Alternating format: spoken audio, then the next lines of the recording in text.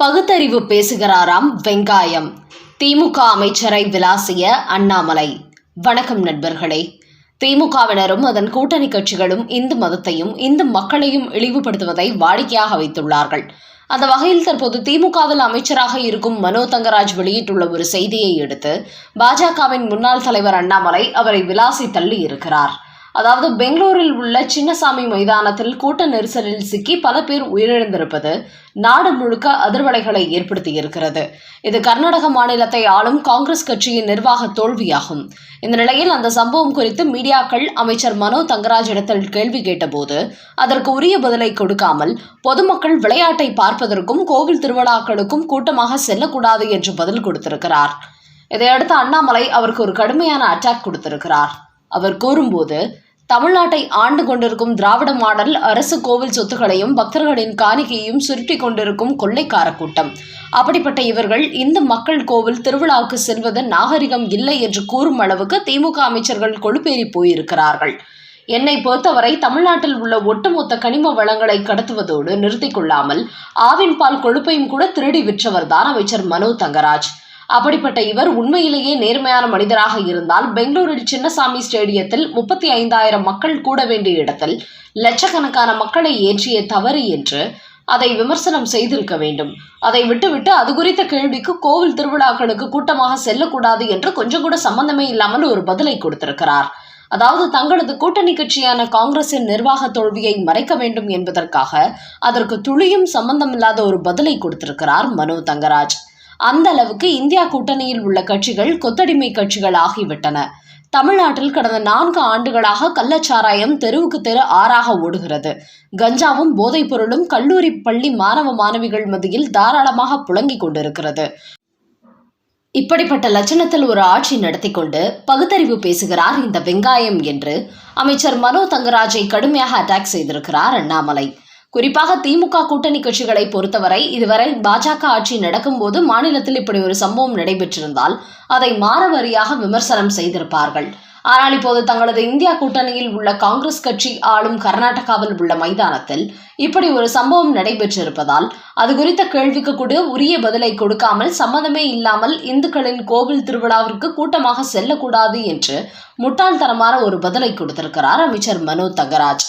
இந்த நபரை ஏற்கனவே பால்வளத்துறையில் கொழுப்புகளை திருடி விற்றதற்காக சொல்லி பதவி நீக்கம் செய்திருந்தார் மு.க. ஸ்டாலின். ஆனால் இப்போது தேர்தல் நெருங்கி கொண்டிருப்பதால் கன்னியாகுமரி மாவட்டத்தில் உள்ள கிறிஸ்தவர்களின் வாக்குகளை குறிவைத்து இவரை மீண்டும் திமுகவில் அமைச்சராகி இருக்கிறார் ஸ்டாலின். அந்த அளவுக்கு ஊழல்வாதி, கனிம வள கடத்தல் மன்னன், கொழுப்பு திருடனான இந்த மனோ தங்கராஜை தனது வாக்கு வங்கி அரசியலுக்காக மீண்டும் மு.க. ஸ்டாலின் அமைச்சராக்கி இருக்கிறார் என்பது குறிப்பிடத்தக்கது. இப்படி மனோ தங்கராஜ் இந்துக்களுக்கு எதிரான ஒரு கருத்து வெளியிட்டதை அடுத்து மனோ தங்கராஜின் சொந்த ஊரான கன்னியாகுமரி மாவட்டத்தில் கடந்த மார்ச் மாதம் ஒரு தேவாலயத்தில் தேர் பவனி நடத்தினார்கள். அப்போது இரும்பு ஏணி அவர்கள் நகர்த்தி சென்றபோது மின்சாரம் தாக்கி 4 பேர் உயிரிழந்தார்கள். இந்த சம்பவம் கன்னியாகுமரி மாவட்டம் புதுக்கடை அருகே உள்ள கிராமத்தில் நடைபெற்றது. அதனால் இதுபோன்ற தேவாலயங்களில் தேர் பவனி நிகழ்ச்சிகளை நடத்தக்கூடாது என்று கிறிஸ்தவரான இந்த மனோ தங்கராஜ் அதற்கு எதிராக செய்தி வெளியிடுவாரா? அதுபோல் இப்படி ஒரு கருத்தை மசூதி தேவாலயங்களுக்கு கூட்டமாக செல்பவர்களுக்கு எதிராக இந்த மனோ தங்கராஜ் நெஞ்சை நிமிர்த்தி சொல்வாரா? அதற்கு இவருக்கும் இவரது முதலமைச்சர் மு.க. ஸ்டாலினுக்கும் திராணி இருக்கிறதா என்று பலரும் அவரது கருத்துக்கு எதிராக சோசியல் மீடியாவில் வறுத்தெடுத்து வருகிறார்கள். அடுத்த செய்தி. அண்ணாமலையின் பிடியில் வசமாக சிக்கிய சூப்பர் முதலமைச்சர். மாணவியை கற்பழித்து வீடியோ எடுத்து சார்களுக்கு விருந்து படைக்க மிரட்டிய ஞானசேகரன்.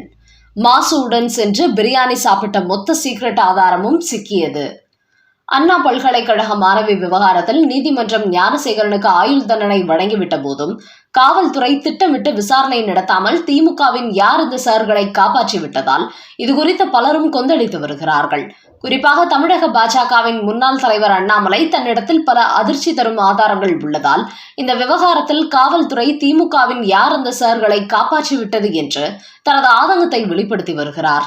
அதோடு மட்டுமின்றி தன்னிடம் உள்ள மொத்த ஆதாரத்தையும் கையில் எடுத்து இந்த நபர்கள் மீது முதலமைச்சர் மு.க. ஸ்டாலின் உரிய நடவடிக்கை எடுக்கவில்லை என்றால் இந்த ஆதாரங்களுடன் உச்சநீதிமன்றத்திற்கு செல்வேன் என்றும் திமுகவுக்கு ஒரு அதிர்ச்சி செய்தி வெளியிட்டுள்ளார் அண்ணாமலை.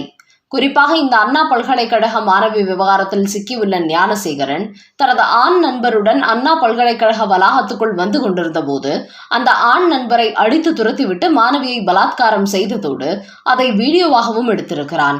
அதையடுத்து அந்த வீடியோவை மாணவியிடத்தில் காட்டி, எனக்கு பின்னால் சில சார்கள் இருக்கிறார்கள், அதனால் நான் எப்போது அழைத்தாலும் வர வேண்டும், இல்லை என்றால் இந்த வீடியோவை சோசியல் மீடியாவில் வெளியிட்டு விடுவேன் என்று மாணவியை மிரட்டியிருக்கிறார். ஆனால் திமுக புள்ளிகளை காப்பாற்ற வேண்டும் என்பதற்காக இதையெல்லாம் திட்டமிட்டே காவல்துறையினர் மறைத்து விட்டார்கள். அந்த வகையில் இதுபோன்ற பல மாணவிகளை பலாத்காரம் செய்து அதை வீடியோவாக எடுத்து மிரட்டி தனக்கு பின்னால் இருந்த சார்களுக்கும் ஞானசேகரன் அனுப்பி வைத்து வந்ததும் இதன் மூலம் உறுதியாகி இருக்கிறது. இந்த நிலையில் இதுவரை ஞானசேகரனுக்கு பின்னால் அமைச்சர் மா சுப்பிரமணியம் போன்ற சில சார்கள் இருப்பதாக கூறப்பட்ட நிலையில் தற்போது திமுகவின் சூப்பர் முதலமைச்சரான உதயநிதியும் இருந்ததாக பரபரப்பு செய்திகள் வெளியாகியுள்ளன. அதனால்தான் இந்த விவகாரத்தில் ஞானசேகரனை கைது செய்து சென்னை கமிஷனர் இந்த வழக்கையும் ஞானசேகரன் முடித்துக் கொள்ள வேண்டும் என்று திட்டமிட்டே அவனது கைது விசாரணை நடத்துவதற்கு முன்பே இதன் பின்னணியில் வேறு யாரும் இல்லை, ஞானசேகரன் மட்டுமே இருக்கிறான் என்று இந்த வழக்கை திசை திருப்பினார். இந்த நேரத்தில் தான் தற்போது ஞானசேகரனின் வீட்டுக்கு அமைச்சர் மா சுப்பிரமணியன் மட்டுமின்றி உதயநிதியும் போய் வந்திருப்பதாக ஒரு அதிர்ச்சி தகவல் வெளியாகி இருக்கிறது. அமைச்சர் மா சுப்பிரமணியமும் துணை மேயரும் ஞானசேகரனின் வீட்டில் அமர்ந்து பிரியாணி சாப்பிட்ட புகைப்படங்கள் ஏற்கனவே வெளியான நிலையில் இதே மா சுப்பிரமணியத்துடன் பலமுறை உதயநிதி ஸ்டாலினும் ஞானசேகரன் இல்லத்துக்கு சென்று வந்ததாக தற்போது அதிர்ச்சி தரும் தகவல்கள் வெளியாகியுள்ளன. அந்த வகையில் இந்த மாணவி விவகாரத்தில் முக்கியமான சார் உதயநிதியாகத்தான் இருக்கக்கூடும் என்றும் தற்போது சந்தேகங்கள் அதிகரித்துள்ளன.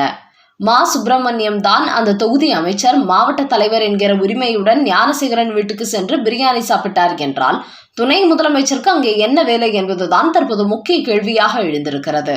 இப்படி பல அதிர்ச்சி தரும் ஆதாரங்கள் எல்லாம் தற்போது பாஜகவின் முன்னாள் தலைவர் அண்ணாமலையிடத்தில் சிக்கி உள்ளதாம். அதனால்தான் இந்த வழக்கு விவகாரத்தில் நீதிமன்றமே தீர்ப்பு சொல்லிவிட்டது. இந்த வழக்கை சென்னை காவல்துறையை முடித்துவிட்டது என்றாலும் இந்த ஆட்டம் இன்னும் முடியவில்லை. இதில் முக்கிய சார்கள் கைது செய்யப்படவில்லை என்று அண்ணாமலை துணிச்சலாக இந்த விவகாரத்தை கையில் எடுத்திருக்கிறார். அதிலும் திமுகவுக்கு எதிராக ஒரு சிறிய செய்திகளை சோசியல் மீடியா வெளியிட்டால் கூட பாஜக நிர்வாகிகளை நடுராத்திரியில் தட்டி எழுப்பி கைது செய்யும் காவல்துறையினர் அண்ணாமலைக்கு எதிராக இப்போது வரை ஒரு கருத்து கூட வெளியிடவில்லை. அதுபோல் திமுக புள்ளிகளும் கப்சிப் என்ற வாயை மூடிக்கொண்டார்கள். இதற்கு முக்கிய காரணம் அண்ணாமலை கையில் சிக்கி இருக்கும் ஆதாரங்கள் தான். இந்த விவகாரத்தில் அண்ணாமலைக்கு எதிராக நடவடிக்கை எடுத்தால் உதயநிதியும் அம்பலத்துக்கு வந்து விடுவார். அதனால் தான் அண்ணாமலை அவதூறு பரப்புகிறார். அதனால் அவர் மீது காவல்துறை நடவடிக்கை எடுக்க வேண்டும் என்று ஒரு வார்த்தை கூட திமுக தரப்பிலிருந்து இதுவரை யாரும் வாய் திறக்கவில்லை. அந்த அளவுக்கு பொள்ளாச்சி சம்பவத்தை விட அண்ணா பல்கலைக்கழக சம்பவத்தை திமுக புள்ளிகள் நடத்தி இருக்கிறார்கள். அதனால் அண்ணாமலையிடம் உள்ள ஆதாரங்களை அடிப்படையாக கொண்டு உச்சநீதிமன்றத்தில் விசாரணையை தொடங்கினால் ஒட்டுமொத்த திமுகவின் யார் அந்த சார்களும் ஞானசேகரனை போன்ற வருடக்கணக்கில் சிறை கம்பிகளை எண்ண வேண்டிய சூழல் ஏற்படும் என்றும் பரபரப்பு தகவல்கள் வெளியாகியுள்ளன. தேசிய மொழி குறித்து கருத்து சொல்லி விமர்சனத்தில் சிக்கிய கனிமொழி. ஆபரேஷன் சிந்தூர் நடவடிக்கைக்கு பிறகு இந்திய எம்பிக்களை பல முக்கியமான உலக நாடுகளுக்கு செல்ல வைத்து பாகிஸ்தானின் தீவிரவாதம் மற்றும் ஆபரேஷன் சிந்தூர் நடவடிக்கை குறித்து தெளிவுபடுத்தினார் பிரதமர் மோடி. அந்த வகையில் திமுகவின் கனிமொழியும் இந்த எம்பிக்கள் குழுவில் இடம்பெற்றிருந்தார். இந்த நிலையில் ஸ்பெயின் நாட்டில் கனிமொழி அளித்த ஒரு பேட்டியில் அவரிடத்தில் இந்தியாவின் தேசிய மொழி எது என்று ஒரு கேள்வி கேட்டுள்ளார்கள். அதற்கு கனிமொழியோ வேற்றுமையில் ஒற்றுமை என்பதுதான் இந்தியாவின் தேசிய மொழி என்று பதில் கொடுத்திருக்கிறார். இப்படி கனிமொழி சொன்ன கருத்துக்கு வரவேற்பு, விமர்சனம் இரண்டுமே கிடைத்து வருகிறது. வேற்றுமையில் ஒற்றுமை என்பது இந்தியாவின் பெருமைக்குரிய விஷயம்தான் என்றாலும் கூட தேசிய மொழி என ஹிந்தி என்ற ஒரு மொழி உள்ளது. இந்திய நாட்டில் அதிகப்படியான மக்கள் பேசக்கூடிய மொழி ஹிந்தியாக இருப்பதால் இதை தேசிய மொழியாக அங்கீகரித்துள்ளார்கள். அலுவல் மொழியாகவும் பயன்படுத்தி வருகிறார்கள். அதன் காரணமாகவே இந்தியா முழுக்க உள்ள ரயில் இனங்களில் ஹிந்தியிலும் பெயர் பலகை வைக்கப்பட்டுள்ளது. என்றாலும் கனிமொழியை பொறுத்தவரை ஹிந்திக்கு எதிராக அரசியல் செய்யக்கூடிய திமுகவில் இருப்பதால் இப்படி ஒரு கருத்தை சொல்லியிருக்கிறார். அதோடு திமுகவை பொறுத்தவரை வேற்றுமையில் ஒற்றுமை என்று சொன்னாலும் கூட தமிழ்நாட்டு மக்களை சிறுபான்மையினர், பெரும்பான்மையினர் என இரண்டு துண்டுகளாக பிரித்து வைத்திருக்கிறார்கள். குறிப்பாக இந்துக்களை எதிர்க்கும் இவர்கள் கிறிஸ்தவ முஸ்லிம்களை ஆதரிக்கிறார்கள். இந்து மத பண்டிகைகளுக்கு வாழ்த்து சொல்லாத மு.க. ஸ்டாலின் நாளை பக்ரீத் பண்டிகை ஒட்டி இன்றைய இஸ்லாமியர்களுக்கு வாழ்த்து தெரிவித்திருக்கிறார்.